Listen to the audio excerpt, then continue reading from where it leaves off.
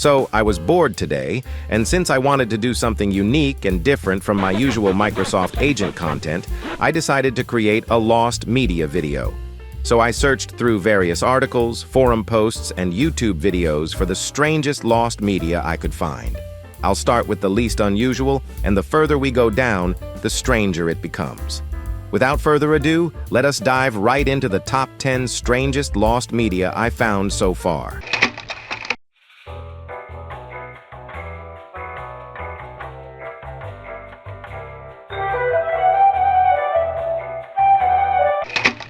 Atomic 3D was a website launched in 1996 by a company named Nucleus Interactive. The website would be updated on a regular basis until 2006 and then closed around 2012. The website included 3 programs: Atomic 3D Animator, or Proton Pro, a paid program that allowed users to create animations using project files called sequences; Atomic 3D Player, or Neutron, an animation viewing software that required an internet connection to download the necessary packed sequences and art groups for viewing; Electron, a licensing program that has little to no info on how it works. The website's most well-known product was Filthy 3D Jokeman, an adult stand-up comedy web series featuring Jackie the Jokeman Martling as the voice actor. Additionally, there were animations involving Mötley Crüe, David Letterman, and Bill Clinton. Yes, you heard correctly. As for now, various animations and their files are found, including the programs I previously mentioned. However, there are still a number of animations where the necessary files are missing, marking the website's contents partially found.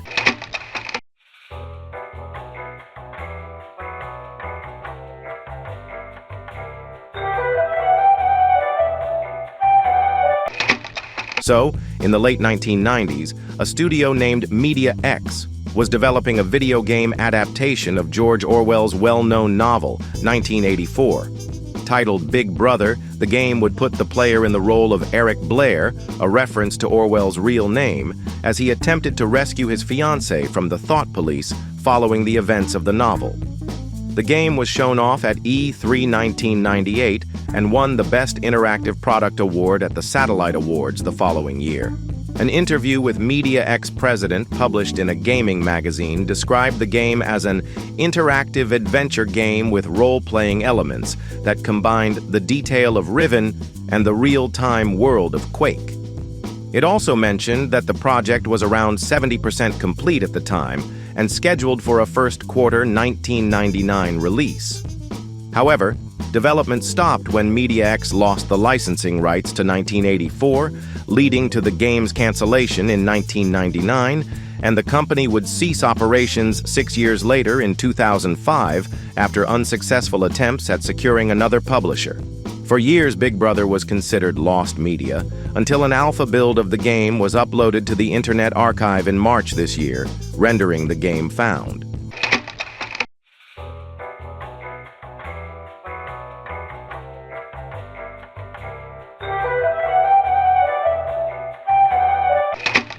Super Mario Collection was an enhanced version of Super Mario All-Stars exclusive to the Super Famicom Satellaview peripheral, as the Super Nintendo was known in Japan. This Lost Mario compilation included the 16-bit remakes of the Famicom classics Super Mario Bros., Super Mario Bros. 2, and Super Mario Bros. 3, and also added new mechanics and exclusive content to the improved graphics of the base versions. Unlike the cartridge version, this edition featured a Super Mario Bros. 3-inspired map system, previously unreleased cutscenes, and featured voice actress Nei Yuki, who interacted with players in real time. For those who don't know, the Satellaview was a satellite modem accessory to the Super Famicom, or the Japanese Super Nintendo, that allowed players to download games and digital content that was only accessible on specific dates and times. Super Mario Collection aired in 4 weekly episodes between late 1997 and early 1998, with each week dedicated to a title from the collection. The first week covered several levels from Super Mario Bros. The next 2 adapted different worlds from Super Mario Bros. 3, and the last one added some levels from Super Mario Bros., The Lost Levels. The music wasn't limited to original tracks from Nintendo games, but also included licensed songs such as The Power of Love by Huey Lewis and the News, Take On Me by A-ha, and the famous Never Gonna Give You Up by Rick Astley. However, due to its distribution model, Super Mario Collection was never re-released in physical or digital form, disappearing along with the Satellaview service when it was discontinued in 2000. Although some games from the peripheral have managed to be restored thanks to several individuals, information about the game is limited, and most of what is known about it comes from promotional videos that were released at the time. To date, only the third week ROM and part of the second week have been recovered, extracted from a Satellaview unit that still contained this specific data. A patch developed by the game's fan community has restored these levels, which are fully playable on emulators, but the rest of the content remains inaccessible.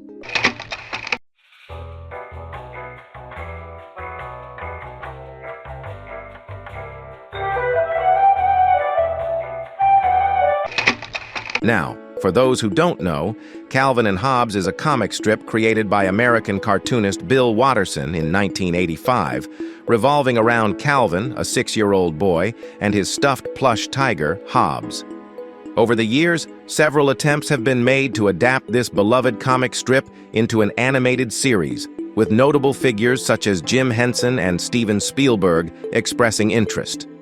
However, none of these attempts ever went anywhere outside the concept stage.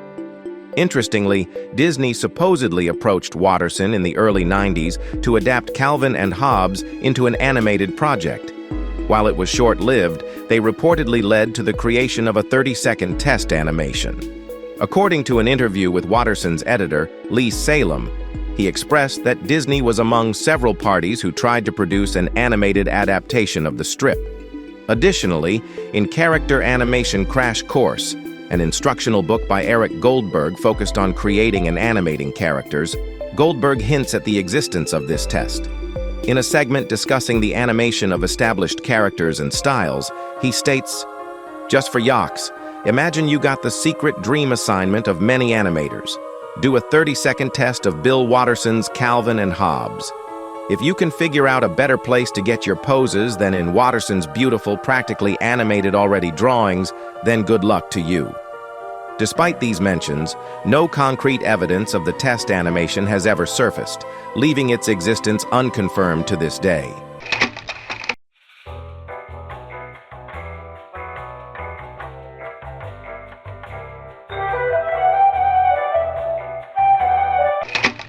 Of course, this wouldn't be a strange lost media list without at least one screamer in it. For those who aren't aware, screamers are a type of online prank or horror meme designed to scare or startle viewers with sudden, loud, and often disturbing images or sounds. They usually follow a pattern where the viewer is lulled into a false sense of calm or curiosity before being hit with something meant to shock them. Classic examples of screamers include the maze game screamer, the one with the car, and who can forget the rocking chair one. They were super popular in the early 2000s, especially on sites like Newgrounds, eBaum's World, and early YouTube. And one such screamer was The Amazing Dancin' Cats. It was a flash screamer created by the owner of the lost media wiki Daikait on an unknown site in 2006. The animation begins with The Amazing Dancin' Cats on stage. As the cats danced, the curtains opened, and Benny Hill's song Yakety Sack began to play. However, at 0:18 seconds, an edited image of a doll with glass eyes and a scar appears, accompanied by a scream. The video then goes dark, and a series of texts appear, including Gotcha Again, By the Kaite That You Love to Hate, and Go Away Now. In 2009, the site was shut down along with the screamer, making it completely lost with no way of recovering it. On October 22, 2016, Daikait posted a thread on the missing media boards. Daikait discusses the screamers he created in 2006, as well as the loss of The Amazing Dancin' Cats and his desire to rediscover it again. He also claims to have found a mirror version of the screamer, but was unable to locate it. It wasn't until minutes later on the same day that Daikait discovered an archived version of the website that featured The Amazing Dancin' Cats. making the animation available for everyone to watch.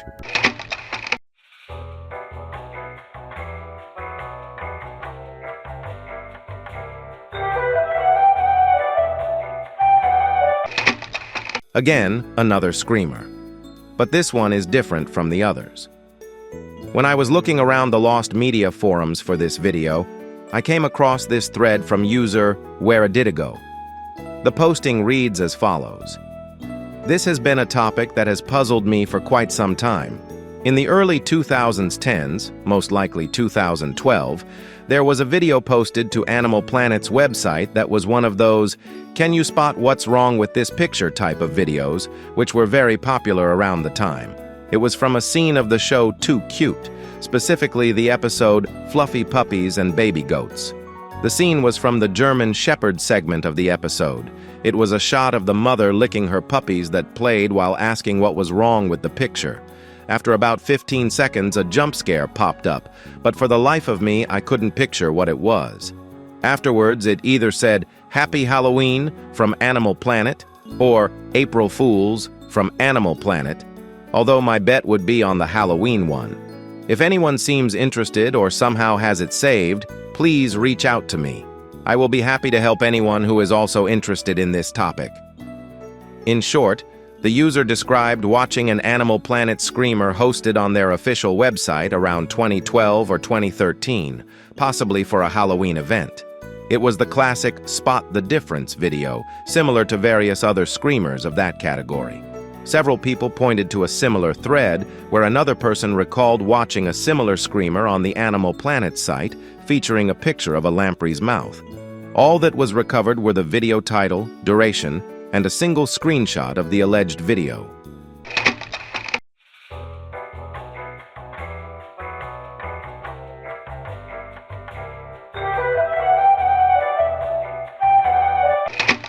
Suicide Mouse version Realista, or Suicide Mouse Realistic version, is a fan-made remake of the infamous suicidemouse.avi creepypasta created by Spanish YouTuber Daniel Magia in 2011. The remake featured many elements described in the original story.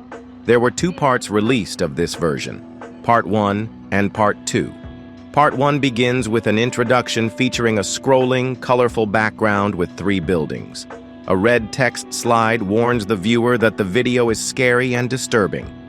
After 10 seconds, a person with a low-pitched voice begins speaking, telling the viewer about the legend of Suicide Mouse. A gray mouse appears, looking similar to Mickey, but with a realistic rat head. The low-pitched voice continues to narrate, and the rat can now be seen walking past several buildings. The video continues, showing images of other buildings as the rat walks by. At the end of the video, the footage of the rat walking cuts to a close-up of the 4 main buildings, with a red text box at the bottom saying in Spanish, translated to English, "For the realistic version of the original story," and another text saying, "The second part will arrive on Halloween 2011. After this, it cuts to a black screen with the walking realistic rat on the right, next to a yellow speech bubble saying, "If you do not subscribe, there will be a table." Part 2 picks up where Part 1 left off. In the Red Crops video, it is the only, so far, footage of the Realista version. The only existing footage of Realista begins at a specific point in the video where all the sound effects are severely distorted. The video contains banging, screaming, and images of Danielle's face, which flicker red. This produces a strange beep sound, as well as a barely audible Spanish TTS voice. Except for a very similar version of the banging, no sound effect sources have been discovered. This is the only information we have about the video, as it cuts off at the end and is replaced by the end of another video, cutting off at the beginning. In 2020, the creator of the remake purged every single one of his videos for an unknown reason, including the 2 parts of the remake. The only footage we have is a 6-minute snippet of Part 2 from Red Crops' video. As for Part 1, it remains lost media.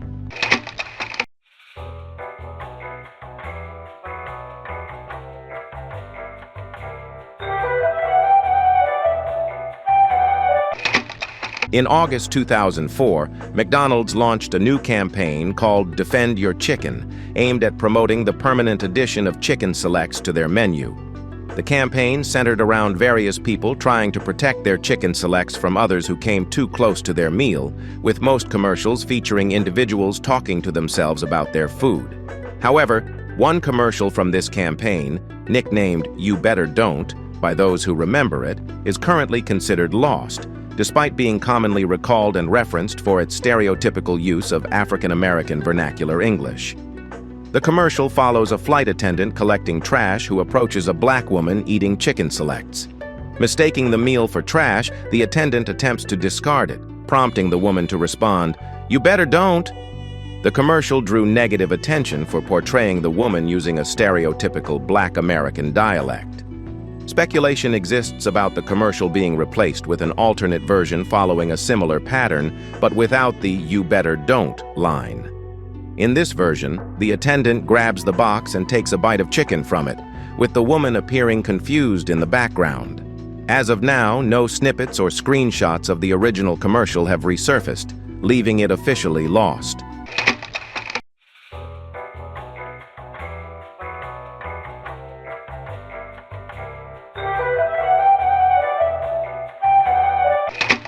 Ekush OS was an operating system based on React OS that focused on supporting the Bengali-speaking community by providing tools and software. Development began in early 2003 with the aim of creating an alternative OS capable of running Win32 applications, much like React OS. The project was spearheaded by the Realista Foundation and intended to provide a platform with tools that could effectively support the Bengali script. It was used on an emulator called MUPC, which was intended for sale during the development phase. It's unknown if a physical PC version ever existed. Even if it did, MUPC would have likely been the primary way to use Ekush OS, as it never left the development phase.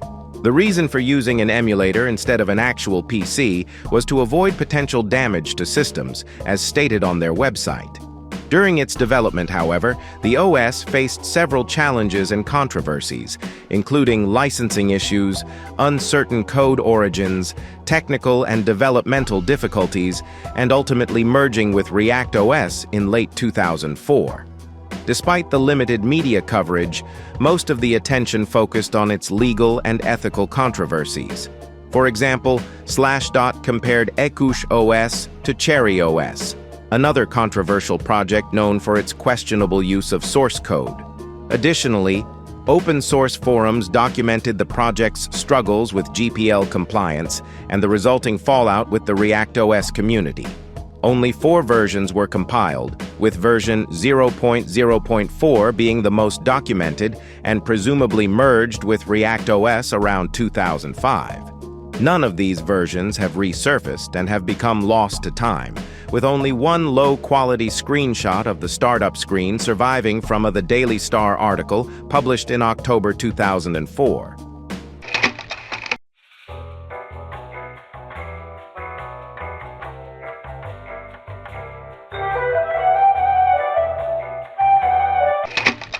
This piece of lost media revolves around another type of screamer video, one that's both strange and intriguing due to its theme and mystery. A YouTuber named Lukenspire uploaded a video titled "The Weirdest and Ugliest Cats."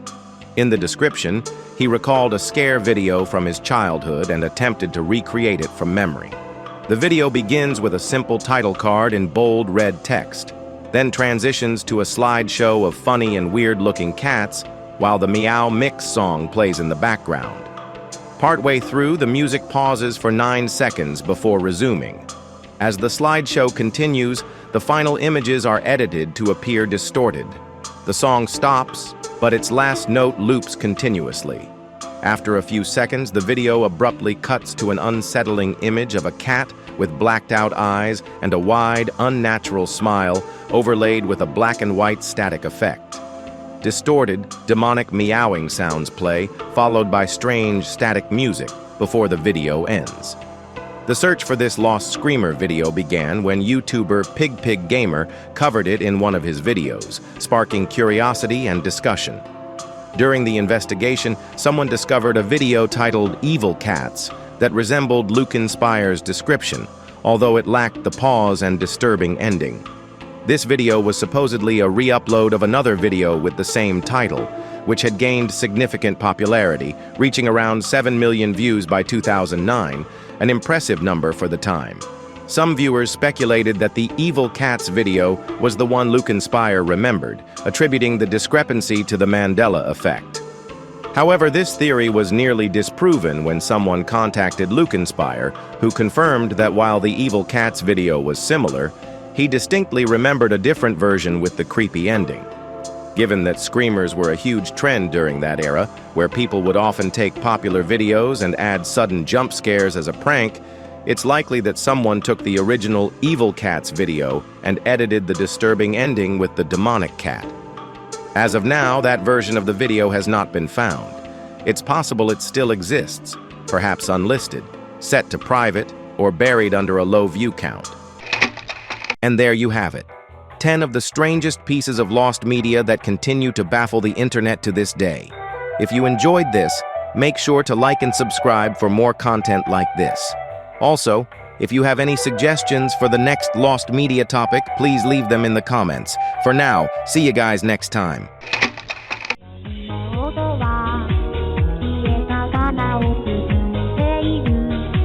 痛いそれをと話したい。